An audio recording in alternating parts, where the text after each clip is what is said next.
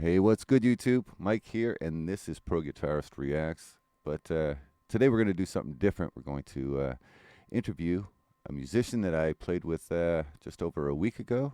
Her name is Nikki B Fiddling, and we played a country gig.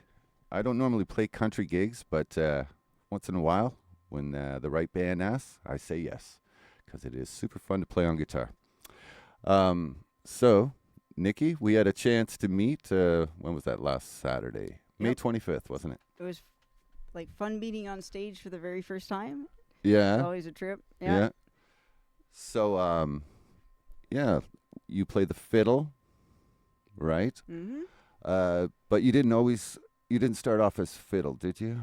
Well, okay, so violin and fiddle are the same instrument, which So are they literally the same piece of they're- wood? There's no yes. difference. It's not like classical guitar and no, okay. it magically transforms into a fiddle as soon as I start playing Flat fiddle. fives. Yeah. Yep. And you're allowed to make mistakes on the fiddle, right? You're not allowed to really make any mistakes when you play the violin. They're not called mistakes on fiddle, I don't think. No, exactly. That's the whole thing. And you don't see like I don't know, people sort of checking their notes when you play. It's nice. Right. So what and what was your background as far as learning violin? Okay, so that started when I was like 5 years old, and I was taking these music lessons in the basement of the school, and I my mom was a kindergarten teacher, so she was like super into education and just kept pushing me into the violin, and it kind of started to feel like part of my life. You know what I mean? Like it just by the time you've done it for a few years, you just can never stop. Right. Yeah. And you also play piano And church organ now. and church organ now. Yeah, you were saying. Yeah. But you started off as classical piano as well. Yeah, definitely. And is there a major difference between playing church organ and classical piano? Well, other than the music. Right, the sustain. Playing. Yeah, and that there's a sustain. There's the fact that the music itself is like for a completely different purpose usually. Also, when you're playing the organ, if you let go, the sound really stops.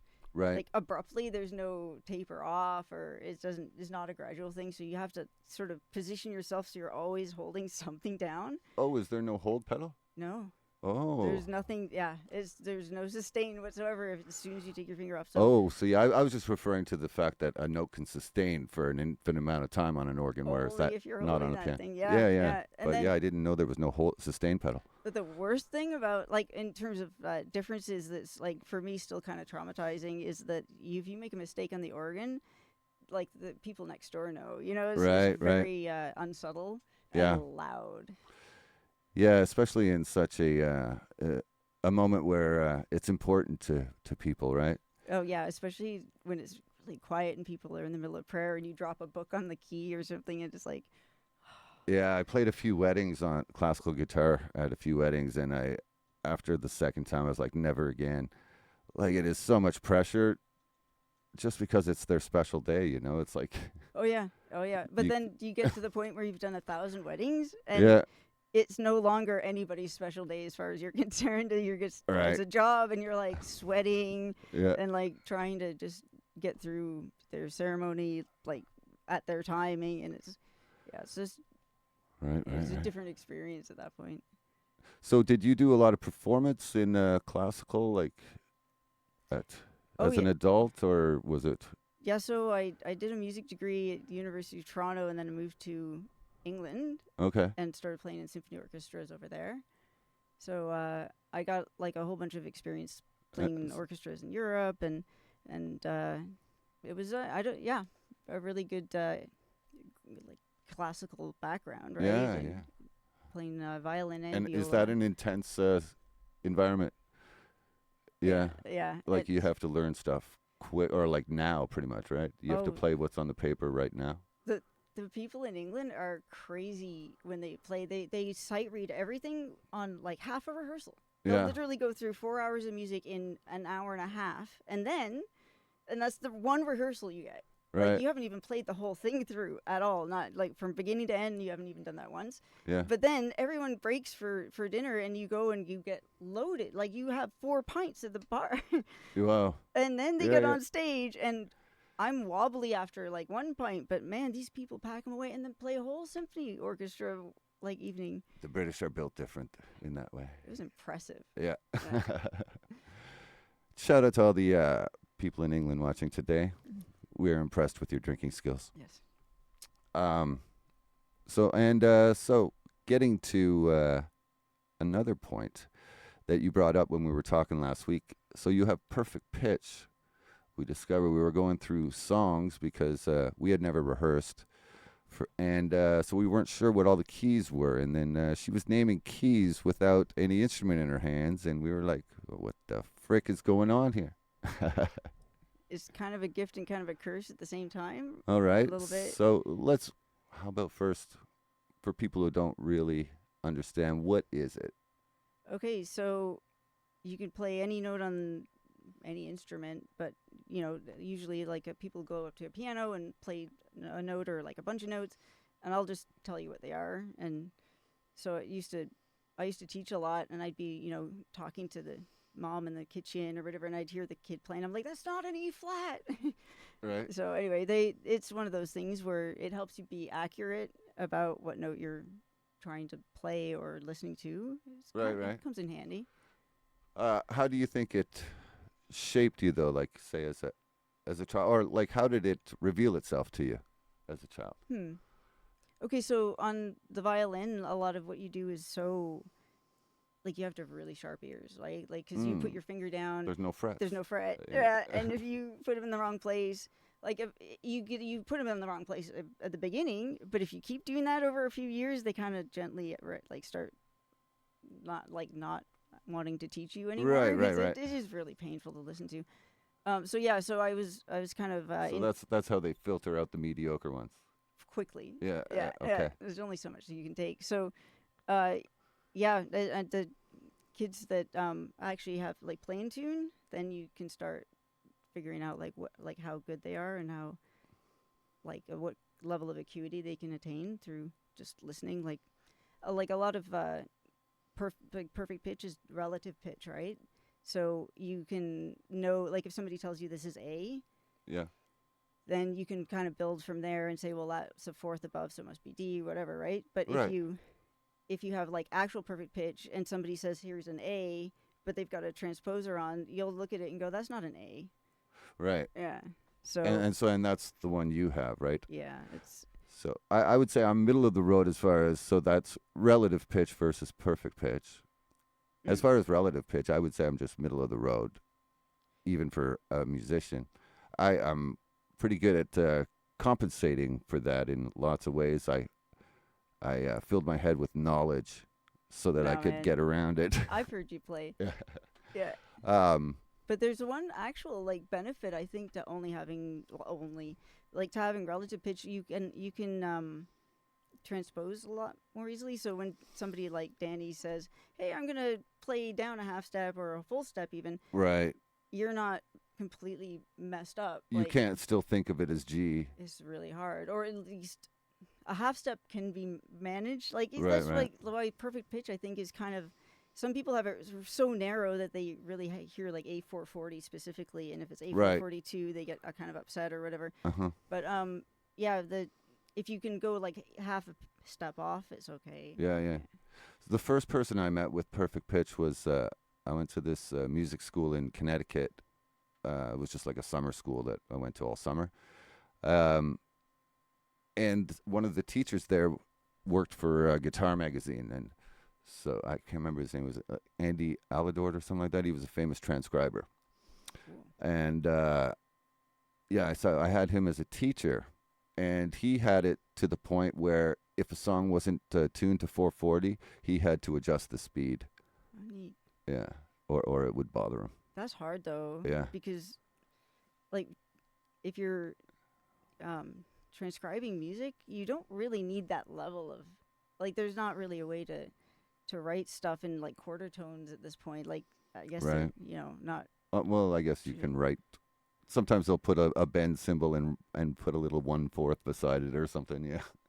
Yeah, I think there's a lot more of that happening in the guitar though. So like, right, as a fiddle or violinist, actually on fiddle you're just kind of expected to know where that happens. Yeah. You feel it or whatever, and yeah. Well, in fiddle, I guess it's mostly you always want to come up to the 3rd flat.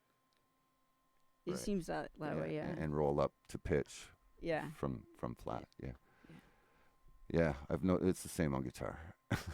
Yeah, it's nice though because going back and forth with guitar, you get that sort of, I don't know, it's like a conversation between equals almost at times because you're like, I'm doing a completely different thing to get that sort of slide or whatever. You're bending a string, I'm sort of sliding into it, and yeah. I don't know how comparable it is.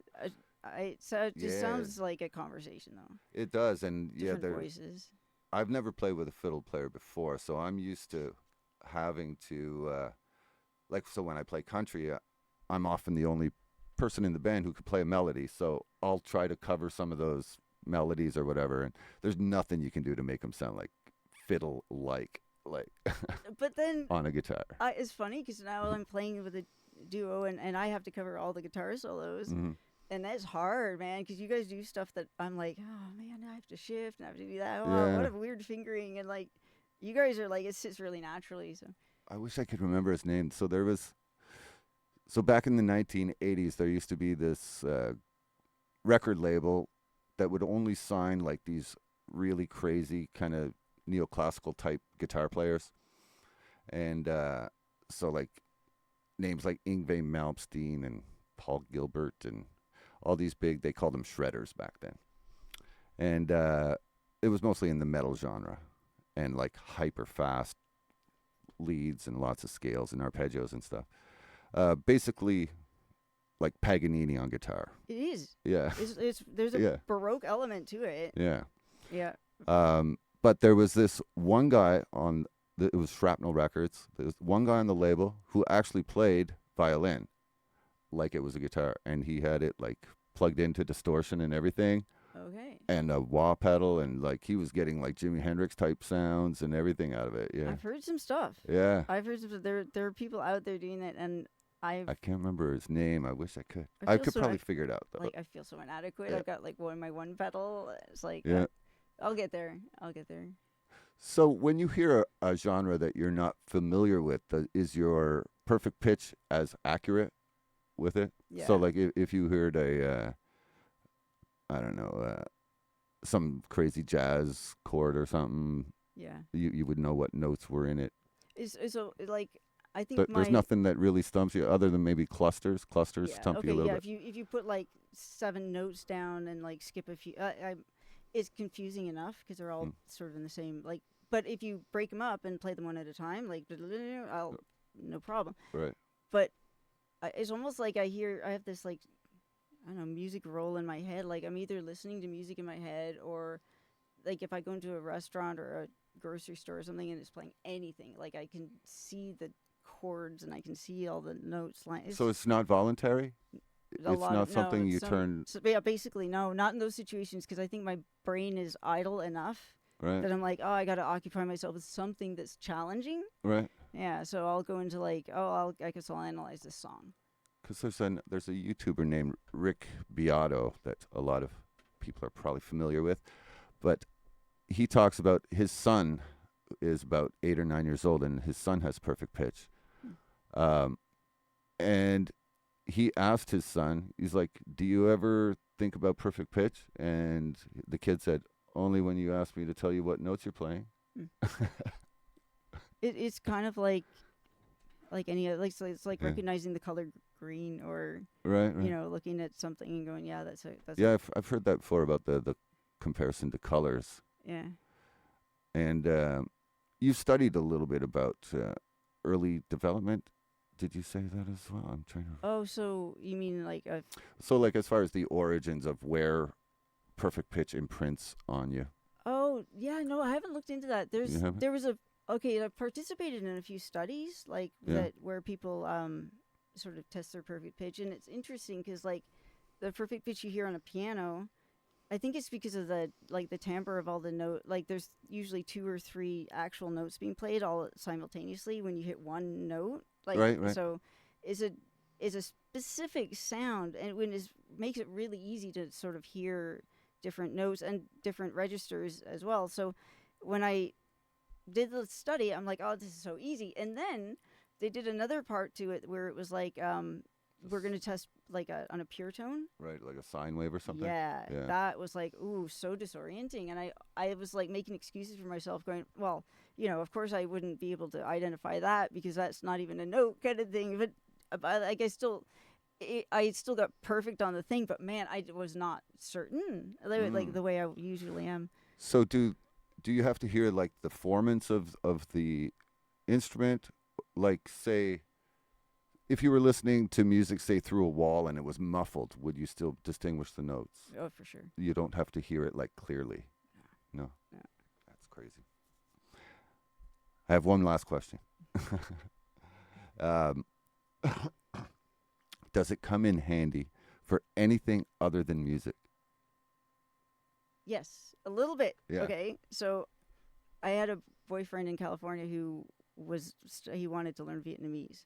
Okay. And he put on this record or whatever it was, something, and like one of those software programs that teach you like language. I forget what it was, but it had like the whole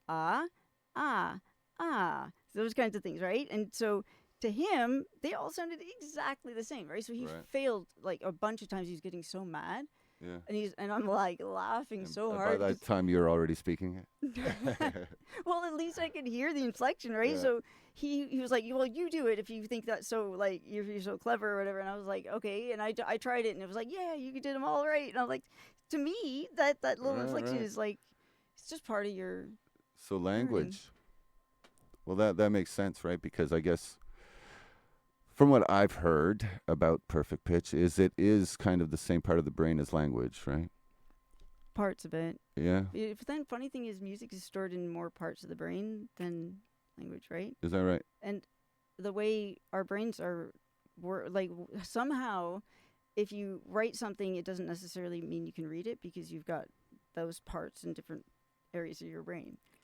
So I think it's actually really helpful if you're teaching music theory or teaching people to like write music to get them, or like if they want to know the theory part, make them write it as well as read it.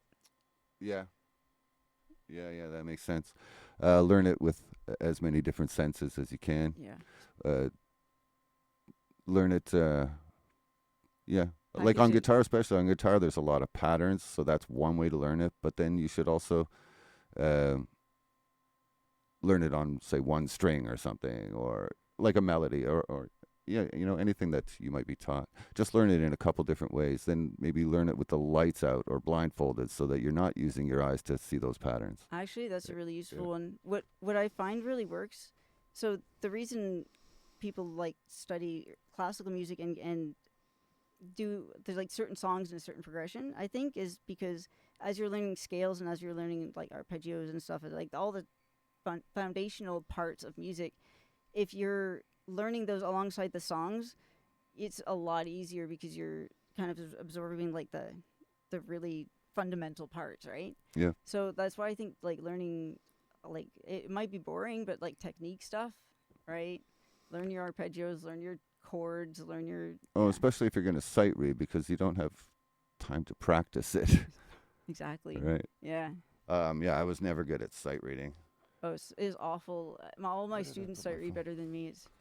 It's embarrassing and also I'm proud at the same time. Yeah, one of my students is better at sight reading than I am already, and he hasn't been coming that long even. He's making me angry. Sorry, I just put out a call here on YouTube to see if there was any questions for you. Let me just see if anybody responded. And no, hold on a sec. No crazy. No questions. All right. So I think we covered all the questions I had. Cool. And so I'm going to be letting Nikki listen to a couple of the songs that I love and that we all love here on this channel. just to get her perspective and see what she thinks, and maybe turn her on to some new tunes and some new music, some new genres. What do you guys think? Are you guys here for it? Yeah. All right. We'll catch you guys on the next one. If you're still here, drop a yo in the comments to let me know you made it to the end. That's the only way I'll know. Come on, folks. Do it. Yo.